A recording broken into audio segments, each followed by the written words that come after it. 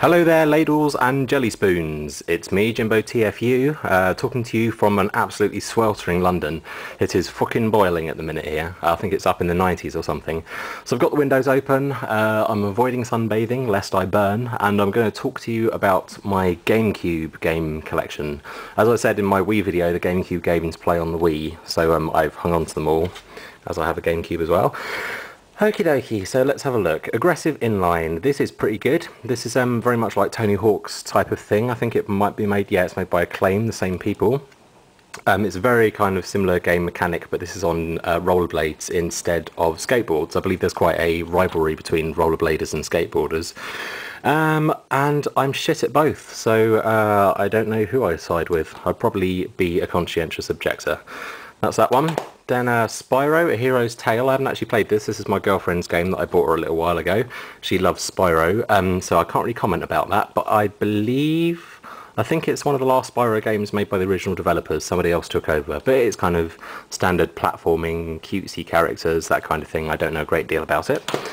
F-Zero GX. This is great. I believe, now am I completely mental, or is this co-produced by Sega? I'm probably completely mental, but I might be wrong as well. But this is obviously a continuation of the classic F-Zero series that's been around since the days of the Super Nintendo. It's very good fun, super fast racing in jet-powered cars, all that kind of thing. 4-player split screen. It's good fun. It's very, very hectic and a little bit too fast at times. It's quite difficult to control, but yeah, that's good. Sonic Heroes, haha, one in the long-running Sonic series. I don't think there's been a really genuinely good Sonic game since the 16-bit days. The first Sonic Adventure was okay on the Dreamcast, but still not perfect. And they all seem to bugger it up with some kind of weird little gimmick, like I know in Sonic and the Dark Knight, whatever it's called. No, not the Dark Knight, that's Batman, isn't it? Sonic and the something Knight, the recent one, he's got a sword, which is completely unnecessary. And the gimmick in this one is that you control 3 characters at the same time, which is about as tricky as it sounds. It has its moments, but usually the best bits are the simple platforming stages. I wish they'd just make a good, solid, simple Sonic platformer, but they don't seem to anymore. Mortal Kombat Deadly Alliance, this is really, really good. I love the Mortal Kombat series. This is a very good one. Loads of characters, loads of moves, great graphics, especially for the Gamecube. They look really, really good. There's another Mortal Kombat on the Wii that I've got, Mortal Kombat Armageddon. I don't think it really looks any better than this. But yes, all classic characters, all the way from the original Mortal Kombat to the latest ones. Liu Kang dies at the beginning of this, which is quite a shock. And I can't remember the story. I never really paid that much attention to the story in Mortal Kombat games. I think it's kind of superfluous. But anyway, that's a very good fighting game. 007 Nightfire. This is good. It's better than Agent Under Fire, which was the first kind of Bond game on the Gamecube, I think, and the PS2 and that kind of thing. This is good. It's mainly first-person shooting, although there's some driving sections as well. But yeah, it's good fun. It's kind of a solid first-person shooter. The multiplayer is really good as well, actually. Underrated. I actually enjoyed it just as much as I enjoyed GoldenEye, which is saying a lot because I used to play GoldenEye so much that when I closed my eyes and tried to sleep, all I could see was levels of GoldenEye going round and round. This is an X-Men game, X-Men Legends. This is kind of a basic RPG where you control, I think it's 4 characters from the X-Men. You can choose which ones you control. I haven't actually played it that much. It seemed okay, but didn't really grab my attention. It just seemed a bit dull. But I may be completely wrong. Maybe there's some of you out there who played this a lot, but I didn't think a great deal of it. It's good though. I still love the X-Men, which is why I also bought X-Men the official game, which tied into X-Men 3, I believe. This is alright. It's just very kind of bog standard platform fighting if you're Wolverine, and you can kind of jump about as Nightcrawler, like a teleportation thing that he does, or slide around as Iceman. I remember it's quite difficult to control him.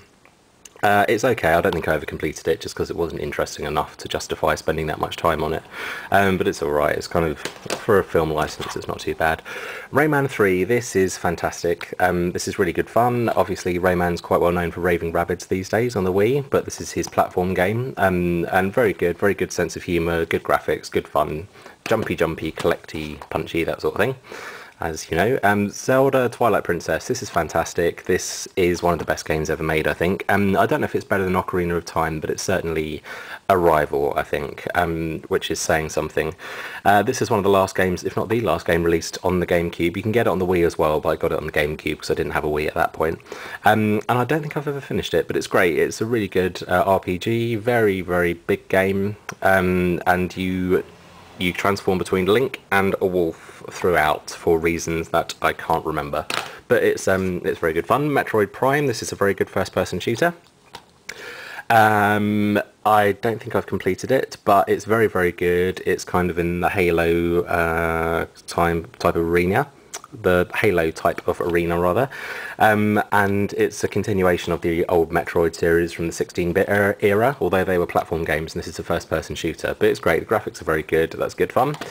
That's just a boot disc for the Game Boy Advance player, which clips onto the bottom of the GameCube, and you just run that before you put in a Game Boy Advance game so that it works. Super Monkey Ball, probably the best game about monkeys inside giant balls that I've ever played. It's really good fun. It's kind of like the old game Marble Madness. I don't know if you remember that. And there's loads of little mini games. Basically, you roll a monkey around in this giant ball, and there's like bowling and billiards and golf and racing and flying and that kind of thing. That's really good. That's good fun. Good party game. Tony Hawk's Pro Skater 4. I forgot I had this actually. For the grand price of £1.98, so you can't argue with that value. This is good, obviously the next in the Tony Hawk series. You all know about them. Tony Hawk's is a bit of a legend, and his games are very good fun, and I have to admit I'm a bit shit at them. Luigi's Mansion, I never actually got to play this because I bought it, but the disc was all scratched up, so it didn't work, so I can't tell you if it's good or not, but I remember thinking it looked good when the GameCube first came out. I might rebuy it one day. Incredible Hulk Ultimate Destruction, this is really, really good. Great, great comic book game. Probably one of the best comic book games I've ever played. It's just fantastic fun playing as the Hulk. Running around, smashing shit up, and generally causing havoc. Really, really good fun. Quite difficult actually in the later levels, but still massive fun, as is Spider-Man 2. This is a really good superhero game.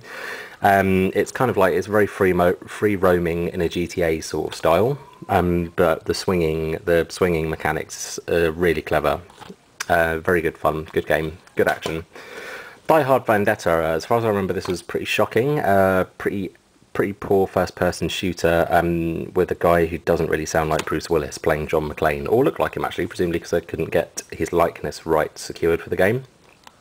So give that one a miss unless you're a die-hard fan, which I am, so that's why I play it still. Resident Evil, this is a remake of the original Resident Evil, and it's brilliant. It's just as good as the original game, better in fact. The graphics are fantastic, they've all been tidied up, and it still looks brilliant today actually when you play it.